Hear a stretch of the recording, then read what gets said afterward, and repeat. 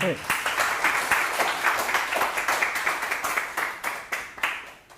Great. So can everyone hear me okay? Good for volume. Yep, so very nice to be here and very nice to see so many people come along to the talk. And yeah, thank you very much for the invitation. It's not often we get the chance to travel to China and discuss ideas with you all, and me and Kate have had a wonderful time so far, and I hope it's not our last time in China. So today I'm going to talk to you about punishment. So it's going to be a talk that's mostly in political philosophy, or maybe sort of applied philosophy of law, and the particular focus is going to be on prisons.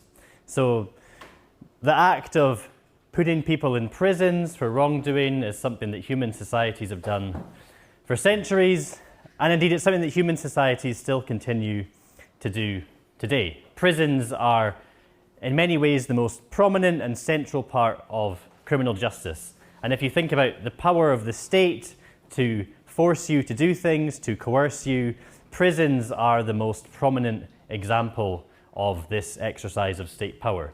And prisons are also something we all fund through our tax bill. So in one sense, by paying taxes to the state, we're all implicit in the practice of punishing people by putting them in prisons. So it's something that you'd better have an opinion on, given that it's something that you are sort of implicitly involved in doing. Oops, I'll wait till we release the prisoner from outside. I'll wait till we... Yeah. So prisons are something you all better have an opinion on, given the fact that you partly fund them. So we can look at some statistics about prisons. So this is a discussion of sort of per capita prison rates. So we find that North America has a very high per capita prison rate. Russia has a very high per capita prison rate. Western Europe per capita prison rates are slightly lower. And China, according to some statistics, has a moderate per capita prison rate. So in the UK, we're talking about 100,000 people in prison out of a population of around 60 million. In North America, we're talking about almost 2 million people being in prison.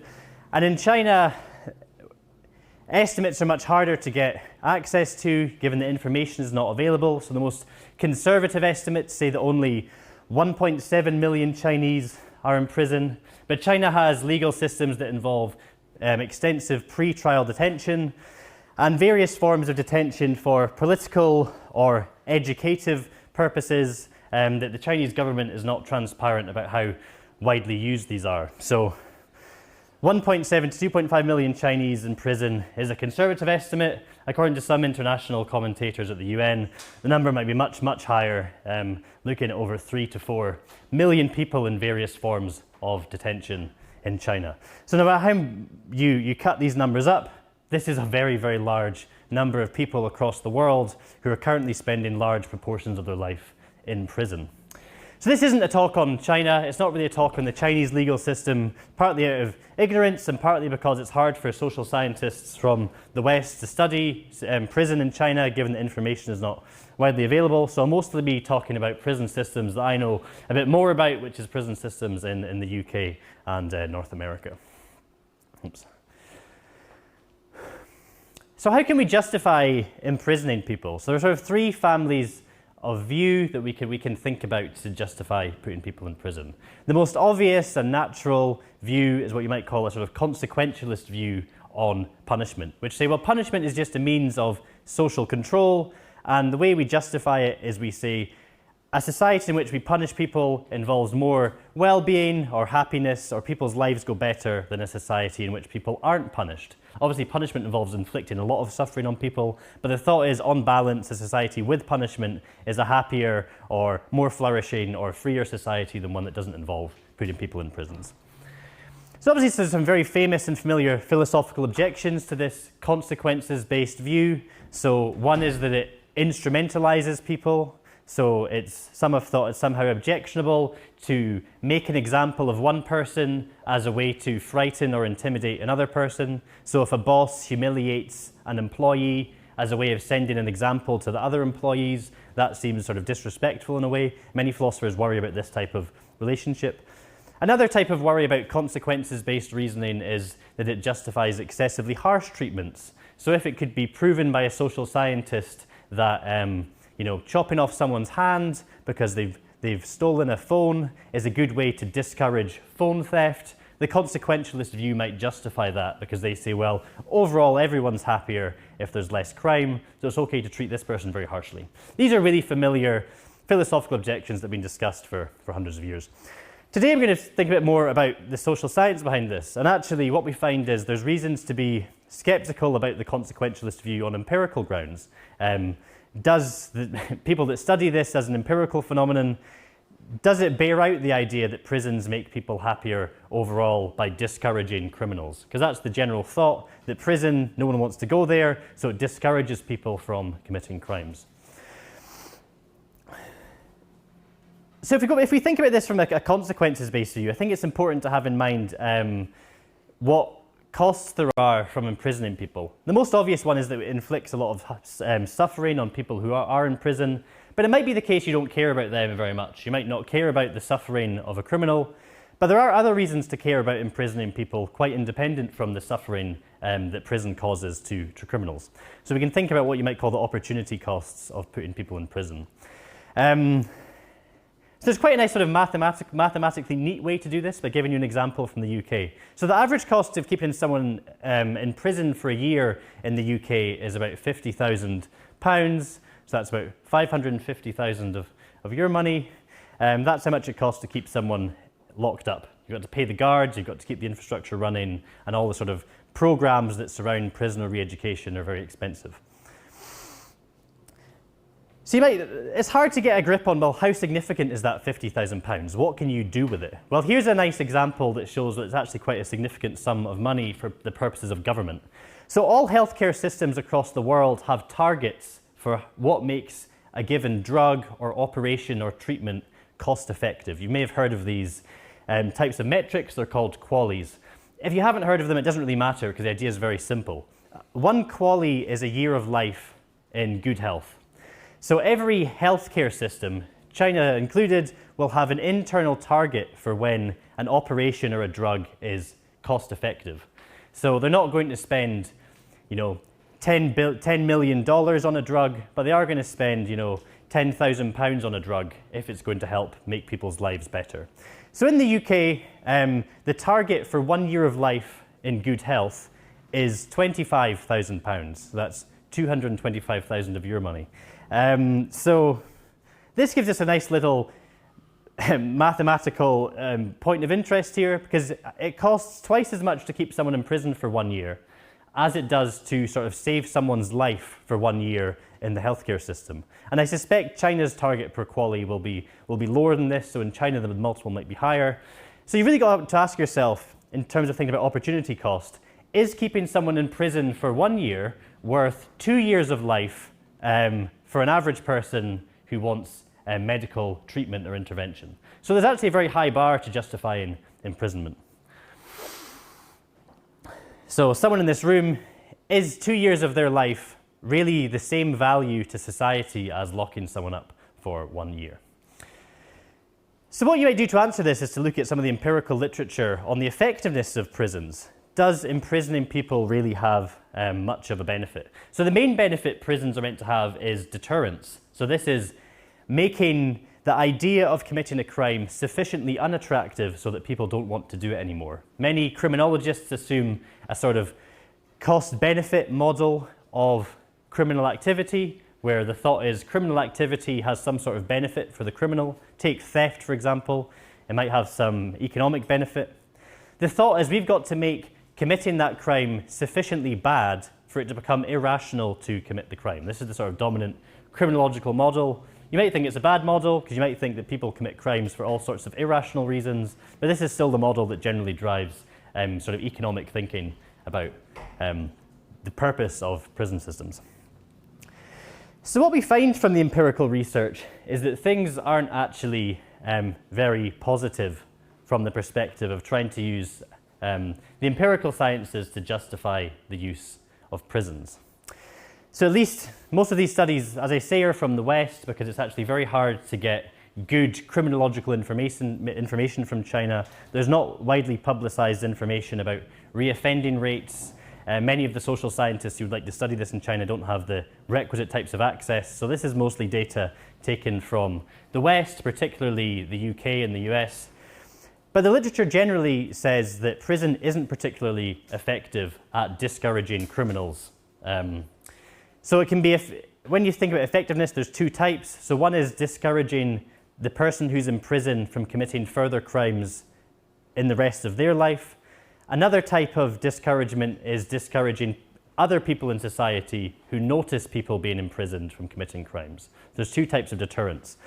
And literature isn't very optimistic on either of these. So we find that harsh punishments are generally ineffective at reducing offending rates. So many governments, what they do is they come into power and they promise to crack down on crime. And one way they do this is to make the prison sentences longer for certain crimes. So say sexual crimes, for example, are a constant topic of interest. Governments often promise to crack down on sexual crimes by putting people in prison for longer. Research shows this does almost nothing to make people offend. Offending rates are much more sensitive to the likelihood of being caught, even if punishments are very mild. So if you can make it very, very likely that someone is caught, but then you give them a very, very mild punishment, so you fine them or you give them just a few weeks or a month in prison, this is often just as effective as imprisoning them for a long time. So harsh prison sentences are not generally effective. But more importantly, given the opportunity cost, offending rates are often equally sensitive to other completely non-punitive or non-punishment types of interventions. So paying people more money or reducing unemployment are often more effective at reducing criminal rates than punishing people harshly. And indeed, in a sort of twist of irony, prison can often have what's called a criminogenic effect. So being in prison can actually make some people more likely to commit crimes in the future than social scientists estimate they would have been otherwise. And why is this? Because what you do is you take people away from society, you cut all of their social bonds, and you give them this lingering sense of stigma, that they're a sort of a wrongdoer. They actually get exposed to other criminals who actually might talk to them about other ways to make money through criminal activity. So someone goes to prison for one type of offence, they meet other criminals who have made money, for example, selling drugs. The person is then released and they're more likely to commit crime than they would have otherwise. So what we've done is we've sacrificed 2 years of someone's life who wants an operation in a hospital just to make someone more likely to commit crime. And what we also find is the rehabilitation effects, rehabilitation efforts to sort of give prisoners moral education have dubious effectiveness. So what's happened in a lot of Western discourse is there was great enthusiasm for the idea that the prison should serve as a site of moral education. It should persuade people to change their minds about criminal behaviour. We're going to make them into productive, flourishing members of society. And lots of empirical studies came out that showed this wasn't effective, actually. Lots of money being spent on education programs was actually doing very little to cut reoffending rates. And this caused a big crisis of confidence in the West in these more humane models of imprisonment. And then what you found was that parties that promised harsh policies that involved blame became popular once more. But of course, as the research continued to suggest, harsh punishments and blame were not effective either. So we have this deeply unsatisfactory situation when it comes to trying to justify why so many people across the world are in prison. And indeed, the global prison population continues to rise. It's flattened somewhat in the UK, the US, and in China. But if you look at prison rates in South America, for example, they're steeply increasing, which means across the world, prison rates are sharply rising. So we have this very strange situation where the empirical research suggests deep ineffectiveness of prisons, yet what we find is huge amounts of public money being spent across the world to keep ever more people in prison. Another interesting fact that suggests a lot of this might not be very effective is in deterring people is that crime clearance rates in many states are often very low. So clearance rates is a technical term that means how many crimes are solved. So I think before I started looking into this, I had a general sense that states were very, very good at solving crimes, and the criminals that got away with criminal activity were the lucky or the very smart ones. So I looked at some publicly available information in the UK for a recent year. They recorded almost sort of 5.3 million crimes were recorded by the police and identified as genuine crimes. And of these, only 300,000 led to someone being charged in a court, and 4 million in total led to complete confusion or perplexity on the part of the police. 2 million of these crimes, they had no idea who did the crime, and another 2 million, they found insufficient evidence to convict the person who they thought did it. Again, it's impossible to have this sort of data for China. This sort of pattern you find across most Western countries. I mean, it's almost certainly going to be the same in China, that most crimes are not solved. Because what you should note here is this number, this 5.3 million, this is just recorded crimes. So then think about how many crimes are committed that aren't even recorded or reported by anyone. So actually what you find is a very, very tiny percentage of criminal activity is caught by the police and leads to a punishment. So you might think that, well, how effective can this be at deterring criminals? Well, perhaps not very, if you think that the total amount of crimes being solved is just a tiny percentage of all the crimes being committed in a given state.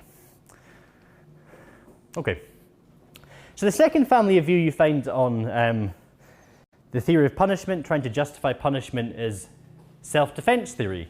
So self-defense theories stem from a very basic idea that's widely shared in a lot of moral philosophy, which is individuals have a right to defend themselves from threats. So if someone attacks you, you have a right to defend yourself. And many philosophers have spent a lot of time trying to show that this means we're also permitted to create systems that institutionalize this right to defend ourselves. So if I'm allowed to defend myself as an individual, so we're allowed to band together as a group of individuals and create a system for the defense of us all. So notice this is different from the consequences-based view. We're not appealing to happiness or well-being or freedom or any other type of consequence. What we're saying is, no, we have a right. It's a sort of deontological theory. We have a right to defend ourselves. And this allows us to take whatever steps are necessary to defend ourselves from crime. So the obvious challenge for these views is, how can self-defense justify retrospectively punishing someone? Because self-defense usually occurs in the heat of the moment. Someone tries to punch you, so you punch them, or someone threatens you, so you threaten them back. How can self-defense justify harming someone after they've already committed the crime? So consider the case, someone intends to harm you. So let's say they push you over into a puddle, and you're lying in the puddle, you're very upset, then you get up. There's no threat anymore, okay? The harm has already been done, you're already covered with water, you already have a sore knee because you've been pushed over. If you run after them and chase them and go into their house and then punch them in the face, that is not self-defense anymore, right? That's something completely different. That's like an act of revenge. So it's not clear how self-defense can justify retrospective action to harm people who have done something wrong. So it might be okay to threaten to harm someone who's threatening you, but again, it doesn't mean you can chase after them and then harm them sort of a month later, right? That's not self-defense anymore. That's revenge. That's something rather different. So people have often went back and forth and tried to sort of think about, well, what can we say about this? And the usual answer is something like, well, retrospectively harming criminals is a way to defend ourselves against, firstly, that same person harming us again, or it's a way to defend ourselves from other criminals. So we can, retrospective harming is justified because it's a way to defend ourselves from harms we might suffer in the future. But what you'll notice is this is again an empirical claim. It's an empirical claim that harming people retrospectively actually works in putting people off or discouraging them from harming you in the future. So given that it's an empirical claim, all of the stuff we've just said about the empirical ineffectiveness of punishment is back on the table. So these self-defense theories also seem to be in a bit of trouble when it comes to justifying the value of punishment and prisons in particular. Okay.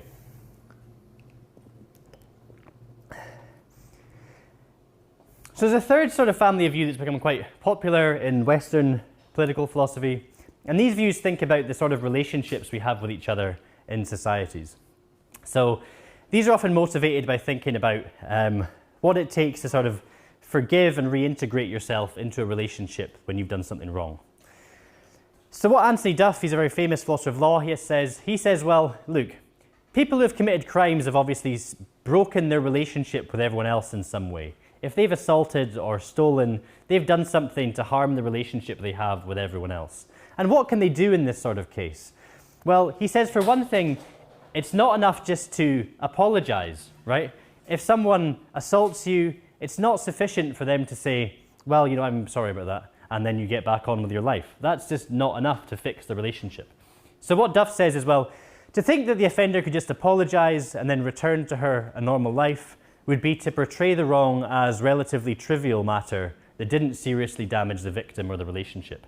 So one thing people have thought is, well, maybe something about going to prison, being punished, is a way to give a sort of sufficiently serious or impactful apology to the rest of society. It's a way to show you're taking seriously what you've done.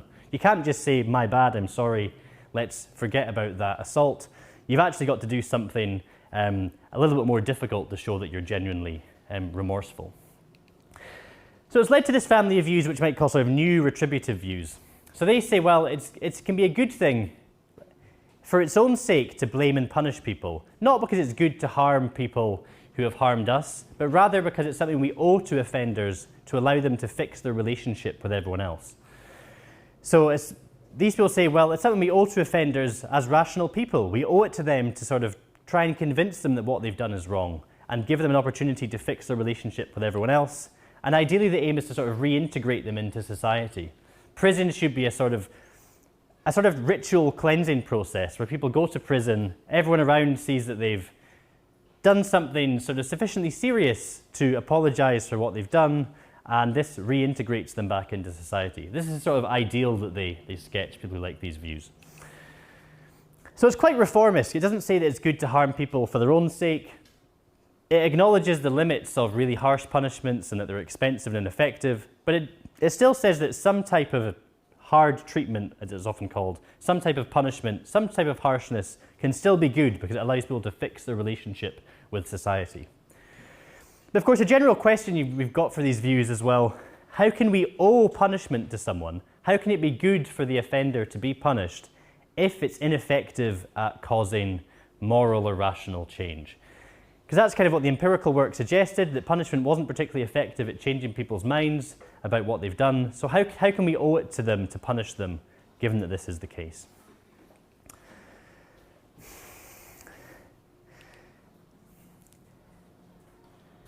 So I'll give you an example from where I'm from the legal system in Scotland, which shows that people often have difficulty in accepting ways of treating criminals that are insufficiently harsh. So there was a case a few months ago where this man, Sean Hogg, he was, I think, 17 or 18, and he raped a 13-year-old girl. And around the same time, the government had constructed a new set of sentencing guidelines, punishment guidelines, that were based on the best evidence from social science and psychology. So the sentencing guidelines said the following. They said, well, based on robust and independently assessed evidence from around the world into the cognitive development of young people, so Sean Hogg was only 16 or 17 or 18 when he committed the rape. This is because young people have a greater capacity to change, rehabilitation should, where appropriate, be a primary consideration to reduce reoffending. So the sentencing guidelines told judges to focus on doing what's effective, to rehabilitate, and not focus on harsh prison sentences. So what happened was this man was given what's called a community service order. So he was told he has to volunteer to work at a library or pick up some litter or do some street sweeping. And there was no further punishment for him. He wasn't put to prison for this rape of a 13-year-old girl because the judge thought that he was following the new sentencing guidelines, right? He thought he was doing the thing that the psychologist said was the most effective thing. And there was a huge social outcry about this. The newspapers published lots of criticism of the legal system. People online exposed this person. He tried to change his name. His name was revealed by people on internet forums. And as a result, he fled his home and went into hiding because the public just refused to accept treating this person in a non-harsh way. They refused to accept not putting him to prison, even though that's what we were told was the effective thing to do. So it suggests that people really care about things other than consequences. They actually care about treating someone with a sufficiently severe way, right? They don't just want to do what the psychologists say is the most effective thing to do. So this got me sort of thinking about some discussions I'd had about punishment. So this person had been initially treated in a very non-harsh way, and then the public refused to accept it. So it got me thinking about an event I'd put on the year before. So the year before I had a public discussion event at the LSE with this guy who I actually have forgotten his name. I think his name was Peter something. But it doesn't matter what his name is because he was at the time the director of the UK's biggest prison reform organisation. So this is someone who had spent all his life campaigning to change the prison system and make it less harsh. And we had this sort of wide-ranging discussion with a philosopher and a sociologist about what is the point of prison. And at one point he said, well, the point of punishment in prisons is a type of social catharsis. Things would be much worse for the offender if we didn't punish them at all. He said if the state didn't punish people, things would be much worse for the person who doesn't get punished because society would refuse to accept them or would treat them very badly. So he said it's actually good for people to be punished because they're lucky they get punished, because without punishment, things would actually be much worse. And I began to think, well, maybe this has some relation to this case that I described about the rapist who wasn't put into prison. So he's making obviously a claim about the sociological role of punishment. He says it's this sort of release, this social mechanism for releasing our anger at people. And he's also making a claim about what would happen without punishment. He thinks things would be very bad from the perspective of the criminal. And if it's true, this could be used as an argument for punishment, right? You could be saying, well, here's how punishment could be good for an offender, because actually if we didn't punish them formally, and I'm not saying punish them in the way we currently punish them, where people get 20 years in prison, but at least some type of harsh punishment. The thought would be maybe it would actually be even worse for them. A society without punishment by the state would involve punishment by society, and maybe punishment by society would be worse. So that's a sort of speculative hypothesis that I became interested in evaluating. Is there anything to this idea? And in fact, this is the sort of idea you see in like classical political theory. So think about Hobbes. He's like, well, why should we put up with the sort of coercive and sort of overbearing power of the state? Well, because it would be worse for each of us as individuals if we didn't have it. What we do is we band together to create the state. We acknowledge that it's sometimes overbearing and it has the power to coerce us, but without it, things would be even worse. So maybe what we've provided is this sort of social contract theory for punishment, right?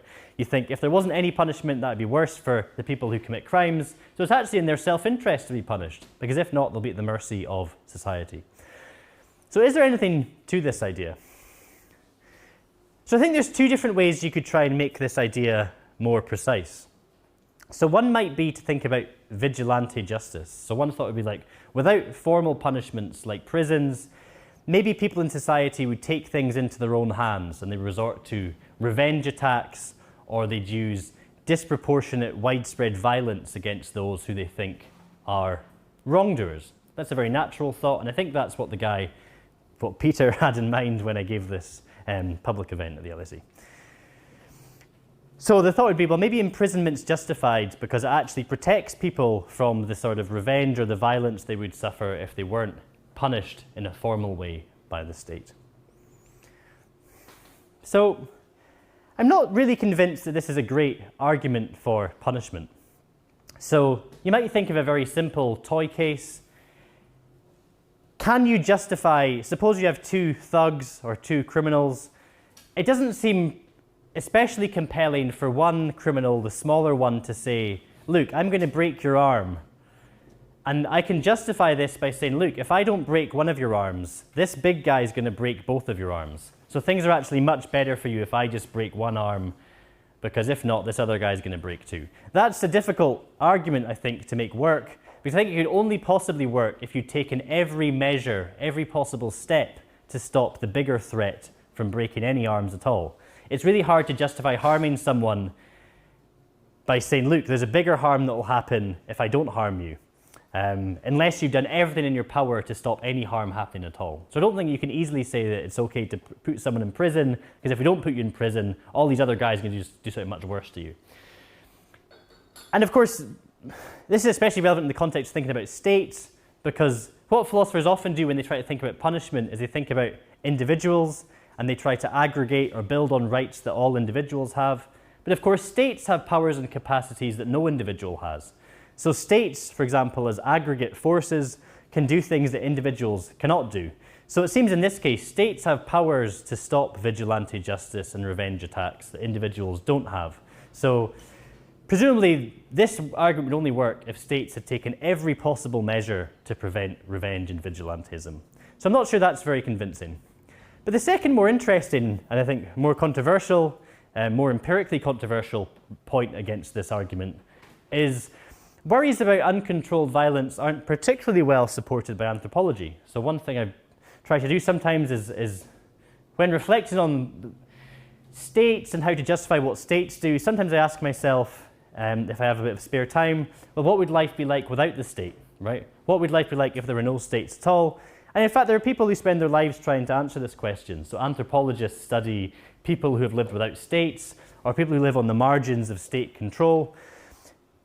And what you find in these writings is that people without states don't often actually live in a state of nature where there's lots of uncontrolled violence. They often devise informal ways to deal with wrongdoing that doesn't involve bashing each other on the heads, but actually they have lots of sophisticated social mechanisms that are non-violent to deal with criminality. And the most prominent response you find in non-state societies, societies that lack apparatus for formal punishment, is what you might call things that lie on the exclusion spectrum. So by exclusion, I mean excluding people from society. So the most minor end of this scale, you get things like blaming people who have done wrong, gossiping about them, criticizing them. But at the much more serious end, you find what you might call full-blown ostracism and exile. So ostracism is the practice of expelling someone from society, refusing to treat with them, ignoring them, refusing to sell things to them, refusing to marry them, refusing to be their friend, refusing to involve them in the life of society. And this is often what you find non-state societies do to people who break norms in those societies. They exclude people in various ways from the life of the community. And you might think, well, how bad can it be? You know, I've got my smartphone, I don't really need to hang out with anyone anymore. How bad can it be to be excluded from society? But at least according to anthropological accounts, being excluded from society has been thought of as one of the worst things that can happen to an individual. So these cases are cases from non-contemporary societies. You might not find them entirely persuasive as a diagnosis of a modern phenomenon. We'll get onto that soon. But just see what some people say about this. So this is the Ikung. They're a sort of Kalahari tribal people, and this is what anthropologists have said about exclusion and exile in these societies. They say things like, short of fighting, all the Ikung can do to control the actions of individuals is to criticize. A man expelled from his band might be able to survive alone in the desert, but freshly gone he would be an outlaw and in time a stranger to his people. This would be an unthinkable horror. The worst dream would be to see the fires flickering at midnight and be unable to go to them. This is repeated in Western non-state societies, so the Romani people, for example, a non-state society, they have a well-institutionalized practice called marim, or I think is the pronunciation. So one anthropologist says, marim, in the sense of rejected from social intercourse with others, is the ultimate punishment in the society, just as death is the ultimate punishment in other societies. For the period it lasts, marim is a social death. So again, they're echoing the thought that it's really awful to be excluded from society, often thought of as one of the worst things that can happen. And here's a legal anthropologist, Simon Roberts. He says that of the possible responses to trouble, withdrawal from association and cooperation stands at the opposite end of the spectrum to interpersonal violence. It's obviously one of the most effective ways at handling conflict, but also potentially the most radical. In many groups, it represents the most dreaded sanction that can be threatened or imposed. So there's a widespread view that even among societies that have lacked formal systems for locking people up, or capital punishment or corporal punishment, being rejected from society has often been thought to be one of the worst, most aversive things that can happen. So incidentally, if you think that prison is a good deterrent, well, an equally good deterrent might be the fact that you're going to be rejected from society if you break some particular norm. So this got me thinking that, well, this is actually an interesting thought. So even if widespread violence in the form of revenge attacks or vigilantism, even if that's sort of unlikely to happen because it's not supported by the anthropological record, or even if states can prevent it, this business of excluding still seems to have a lot of normative relevance. So it's plausible to think that some punishments, some formal punishments like imprisonment for a short period of time, might be preferable to being ostracized by your society.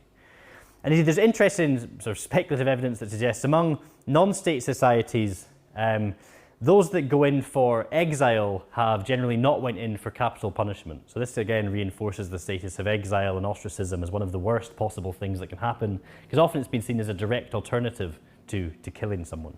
Again, you're socially killing them.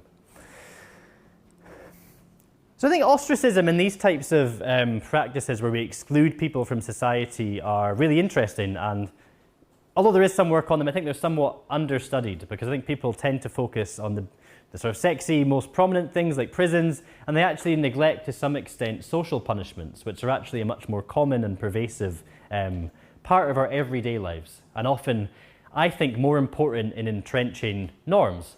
How do we get people to obey norms? Well, there's a huge sort of tissue of social behaviours and expectations that we employ to get people to do what we want. And in fact, the government and the state often only comes in when things have went badly wrong. The first sort of site of interest when it comes to norms is often social behaviours. So I think that thinking about ostracism and exile and social exclusion is really interesting. So ostracism, and I use this word as a sort of stand-in for all the types of exclusion I'm thinking about, it's interesting for a number of reasons. So for one thing, it's an emergent and collective phenomenon. So often emerges from a combination of individual actions. So I can't exclude someone from society unilaterally, just by myself. If I try to exclude Kate from society, it wouldn't be very effective because she has lots of other friends she can talk to, and my individual contribution to her ostracism would be pretty negligible, right? There's not much I could do to exclude someone just by myself. To exclude someone requires all of the individuals in the group to join in. So ostracism kind of gets its badness from the fact that everyone's doing it. Just like many collective action instances, like pollution or whatever, it doesn't really matter if I pollute as an individual, but if everyone does it, it gets really bad. The same with ostracism. Everyone's got to join in for it to have an effect. And many of these individual acts might be morally trivial. So if I refuse to sell something to Kate, or if I refuse to speak to her in the staff common room. Do we have a common room? I guess we've got that kitchen, but it's not really that important. But if everyone does it, it adds up to something quite significant.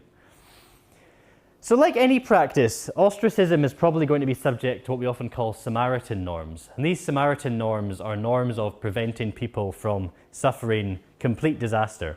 So if someone is being exiled or ostracized, it's probably not morally permissible to refuse to sell them food or water. But it may be morally permissible to not interact with them in a social way, right? And I think even more importantly, states are well placed to satisfy Samaritan norms to do with giving people the basics. States are well placed to try and make sure everyone has enough to eat and drink.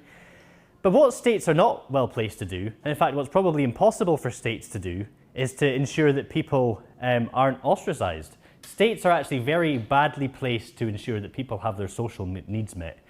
So if you think about needs about romance and sexuality, one big problem we often face when some people say they're excluded from certain aspects of romantic or sexual life is, well, what are we going to do about it? The state can't force people to have romantic relationships with other people, or they can, but it's very difficult. Difficult for the state to proactively interfere in people's social lives to force them to interact with people. States might be able to give you food and drink and somewhere to live, but they can't force you to have a viable social life. So states are really, really badly placed to stop many types of social exclusion. So this is a picture of what's called, so you might wonder why I'm using this word ostracism. The word comes from the Greek for a shard of pottery called an ostrakon. So I'm not sure if people have heard of this. So what the ancient Athenians used to do as a institutionalized part of their political practice was after, I can't remember how often it was, but every year or every few years, they would have a collective meeting and everyone would be given an ostrakon, a shard of pottery, and they'd be asked to write down the name of the one person who they thought should be told to fuck off, to be gotten rid of. And they'd put all the names in a pot, and the person who had the most votes would be exiled from society. So I think it's a really nice way to solve disagreements and problems. You all get together, and in a sort of Big Brother-esque moment, you just vote off the most unpopular person in society. But you might be thinking, look, I've given you some quotes from anthropology, but does this have anything to do with modern society? Is ostracism really something that's any relevance for modern day life? And I think the answer is yes. And the evidence I've got for that is what we do is we currently ostracize people for serious crimes. Ostracism is something that's a common part of life in contemporary states.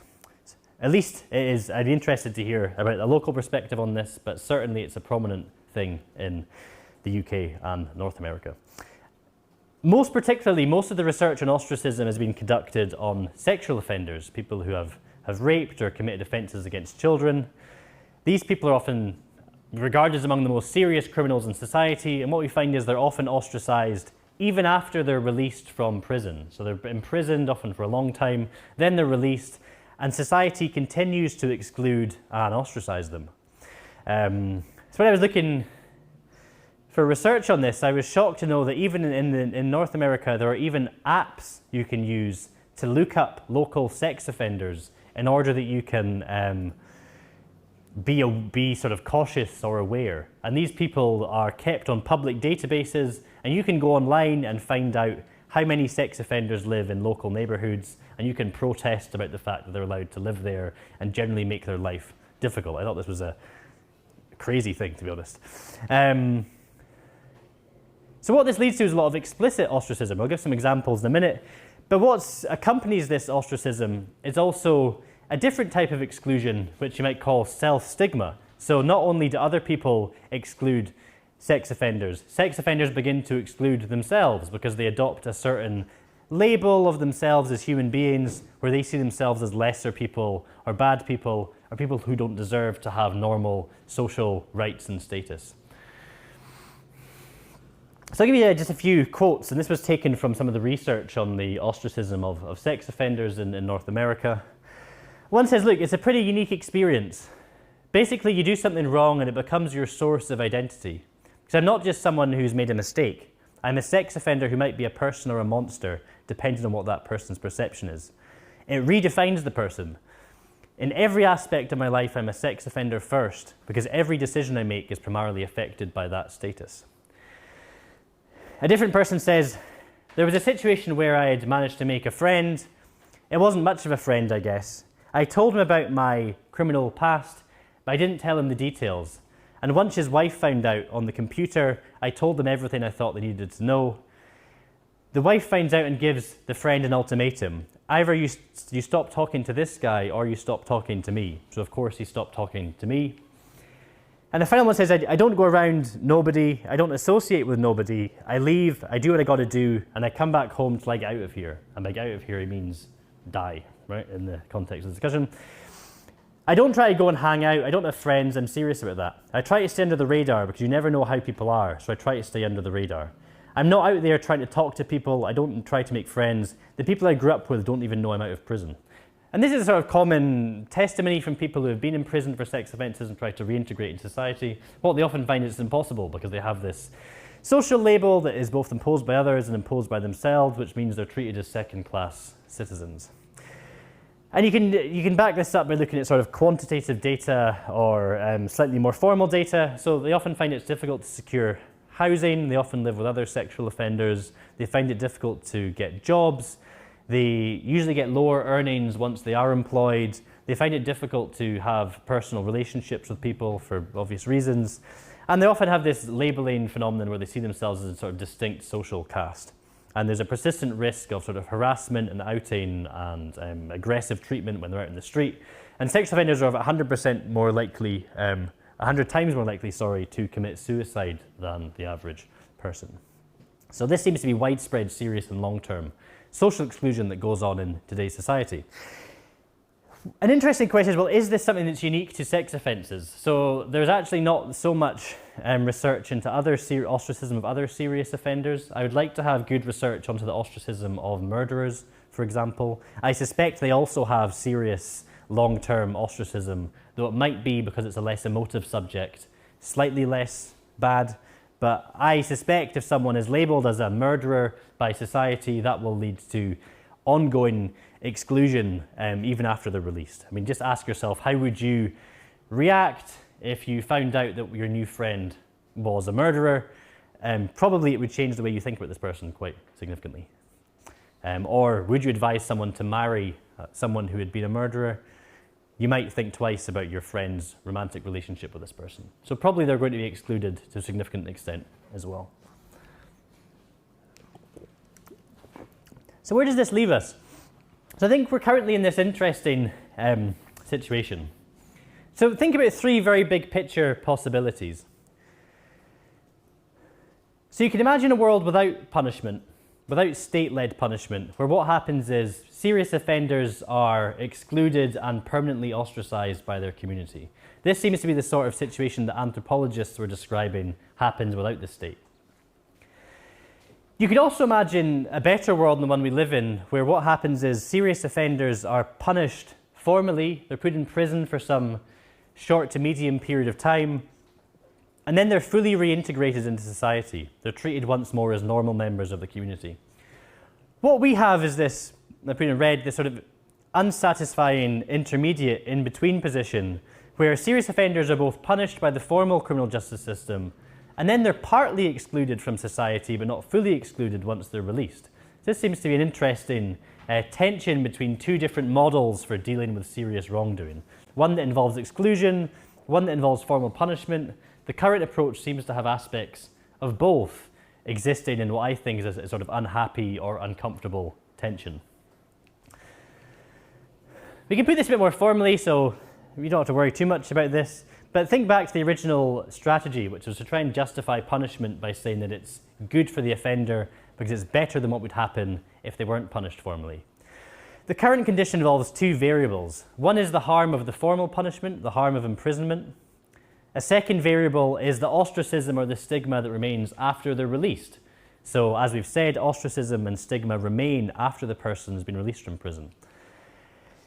If we were going to justify punishment as good for offenders as a way of reintegrating them, it would have to be the case that the third variable, the harm of exclusion that would exist without any type of formal punishment, would have to be greater than the sum of the first two variables. That would be a way to try and use this argument I've outlined informally as a way to have a more precise weighing of different arguments for punishment. I can send the slides to anyone who wants, or anyone who wants references should definitely email me afterwards because I was too lazy to fully reference this morning because I slept in. But I have lots of good references for people that want to learn more about the empirical work on punishment, or if you want to think more about this particular slide. So two broad lessons we can draw, I think, for the project we're trying to justify punishment and prisons in particular are the following. One is, well, the greater the exclusion that remains after someone is released from prison, the harder the initial imprisonment is to justify in the first place. Because then you might think, well, what is the point? Obviously, prison has failed at its self-stated aim of reintegrating the person. So the more we continue to exclude people after release, the harder it is to justify putting them in prison in the first place. The second lesson is, well, the lesser this post-release exclusion, the easier imprisonment is to justify.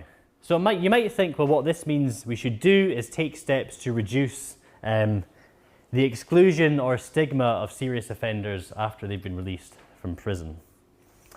So, well, how might you do that? There's sort of two families of approach you might take. So one is sort of don't ask, don't tell, keep it hidden approach. This would basically mean we should reduce stigma simply by keeping the fact that someone has committed a crime as a type of secret or keep it hidden from public view. So you could give anonymity to criminals. This is often discussed in the context of sexual offences. Should people who are accused and be given anonymity? A more radical view would say even people who are convicted should have anonymity. You could try and remove conditions for reporting on sexual offenders once they're released. They don't have to report to public authorities because we trust that prison has managed to rehabilitate them. You don't have to declare that you've got a criminal past when you apply for a job, would be another type of way of keeping this hidden. But of course, there are big problems with this type of approach, and one is that, well, publicity has an important political value. One way for people to know that criminal justice is serving their interests and not subject to corruption or political abuse is for things to be public. And I believe even the Chinese government is trying to push a scheme where criminal courts in China post the facts of the case and the verdicts online. From what I've read, the uptake has been patchy. There's still a lot of censorship in what's uploaded, but the Chinese legal system has been aware of the fact that it needs to be more transparent and is trying to upload more information for the public on criminal activity. So you see there's two competing interests here, right? One is the interest of the offender, and on the other hand, you've got the interests of society in knowing that the government is using its criminal powers effectively. I think it's just a basic truism that lack of transparency is a huge problem when it comes to the Chinese criminal justice system, because there's a lack of information even to know how many people are detained, so it's hard to know if the government is using its powers wisely. And I think that's something people should be concerned about to some extent. A different, well, I've obviously screwed up the slides. A different way to try and reduce stigma is an approach of acceptance. So acceptance would be a way of being fully aware that someone has committed an offence, but trying to take steps to ensure that there's greater faith in prison as a reintegrating mechanism. So having greater confidence that prison actually achieves its stated aim of rehabilitating or reintegrating people. So for example, you could actually have more sort of ritual celebration of offenders who, once they're released, you could see it more as a sort of graduation back into society rather than something that usually happens without much discussion. Because at least in the West, we have this funny asymmetry where when someone is convicted of a crime and given a prison sentence, this happens with great public fanfare. It happens in a courtroom. There's sometimes media or press. It's reported in the newspaper. Judges are there with robes and sometimes wigs for some reason. It's a big public event. It's a prominent and public event. But when someone is released from a prison, this is not a public event. This is something that just happens completely undiscussed. At 8 a.m. on a random morning, the door is opened on the cell, they're given their clothes back, they're released out the front door of the prison gates, and it's never discussed. You might think this is a strange thing, because if you were really proud as a society of the steps you've taken to rehabilitate or reintegrate someone, you might think this is something you might mark with a bit more public acknowledgement. Similarly, it should be the case that public discourse on offenders has to change if we want to reduce the stigma they face after release. People have to stop talking about certain types of offenders in such a way as to label them as second-class citizens. And that would be a way to reduce stigma, not by keeping the fact of someone's offence a secret, but by encouraging public acceptance of them after release. Okay, so just to sum up what I've done today, I guess I'm a freewheeling talk with many different parts. I said, look, societies without formal criminal justice systems have lots of ways of dealing with serious wrongdoing. This is the exclusion spectrum. Something that's, I think, under-discussed is that the state isn't necessary to deal with serious wrongdoing, and in fact many societies without states, without formal punishment systems have done just fine by excluding people from society. But exclusion itself can be a serious harm. Sometimes exclusion can be even worse than being punished formally. Depends on how harsh the formal punishment is. If it's sufficiently lenient, you might prefer to go to prison for a year than to be excluded from society for the rest of your life.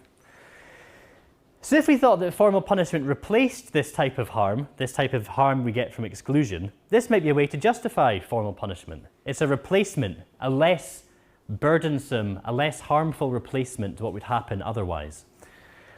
But unfortunately, we're in a system where we have punishments that are both very harsh, formal punishments that are both very harsh, they're often empirically ineffective, but they also don't even do the job of stopping stigma, ostracism, or exclusion, which is, I think, is an uncomfortable situation to be in, given the expense of punishment and given the fact that a growing number of people across the world, we're talking hundreds of millions of people, spend large proportions of their life in prison. So I guess in a sort of in a gloomy but hopefully intellectually interesting way, I've outlined one way you might think about justifying punishment, but I've acknowledged that a lot would have to change, both in China and in the West, for this way of justifying punishment to work out. Thanks very much.